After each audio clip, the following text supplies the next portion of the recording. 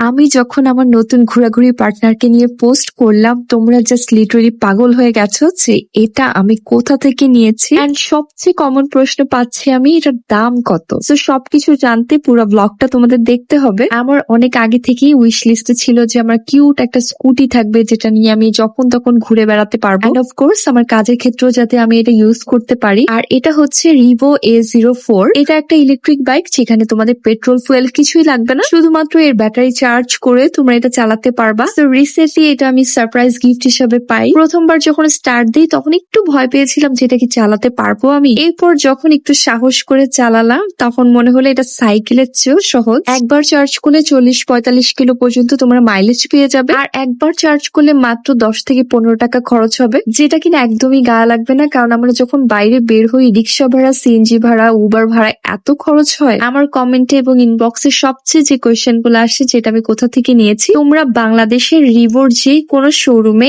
A04 মডেলটা পেয়ে যাবে। ঢাকায় যেমন অনেকগুলো শোরুম আছে, প্রত্যেকটা ডিস্ট্রিক্টে কিন্তু রিভোর শোরুম আছে। আমারটা নেওয়া হয়েছে মিরপুর 60 ফিট পীরের বাগ থেকে। তো তোমরা তাদের পেজে গেলে তোমাদের নিকটবর্তী যে রিভোর শোরুম আছে সেখান থেকে পিক করতে পারো। প্রাইসের কথা তোমাদেরকে বলি, প্রাইস কিন্তু সবসময় একটু আপ ডাউন হতেই থাকে। আমারটা 2 সপ্তাহ আগে যে প্রাইসে নেওয়া হয়েছে, তোমরা হয়তো এখন অন্য প্রাইসে পেতে পারো। এর জন্য তোমরা তাদের সাথে যোগাযোগ করতে পারো এবং শোরুম ভিজিট করতে পারো। জাস্ট তোমাদেরকে একটা ধারণা দিই, এটা কিন্তু একদম বাজেট ফ্রেন্ডলি। স্টুডেন্ট আপু ভাইয়েরাও কিন্তু এটা নিতে পারবে খুবই ইজিলি। আশা করি তোমাদের প্রশ্নের উত্তরগুলো আমি দিতে পেরেছি। সবাই ভালো থাকবে। আল্লাহ হাফেজ।